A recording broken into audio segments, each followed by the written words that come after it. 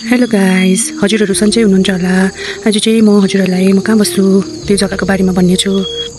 म चाहिँ लदाम खसमाल भन्ने जग्गामा बस्छु। त्यो चाहिँ लाभादेखि यता पर्छ। अन्त देख्न सक्नुहुनेछ पहाडहरू, यहाँनिर जङ्गलहरू धेरै छ। अन्त यो जग्गामा चाहिँ पानीहरू धेरै पर्ने गर्छ। यो चाहिँ मेरो घर हो। यो चाहिँ मेरो घर। कहाँबाट ल्याउनु भयो भ्यू? मसिनो रहेछ नि, ढिलो भएन? अक्टोबरमा अन्त नेपाल त अक्टोबरमै रहेछ नि त, दसैँ दिवाली।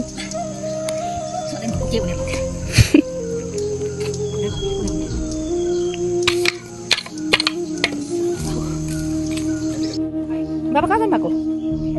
सोधेको। मलाई चाहिँ खानु, मलाई चाहिँ खानु। लड्नुहुन्छ है नानी?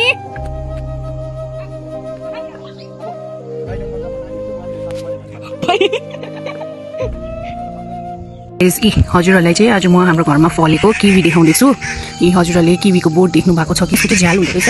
लौरा माझ लगाएर चाहिँ यसलाई यसरी यसलाई चाहिँ माझ लगाएर लगाउनु पर्दो रहेछ। अन्त यसरी फल्दो रहेछ यी किवी चाहिँ बोटमा।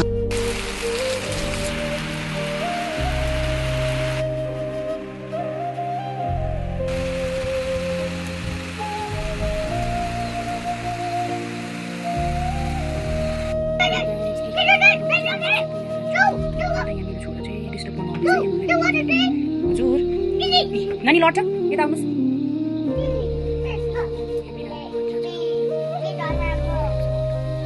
नानी डोन्ट टच, श्रेयाज।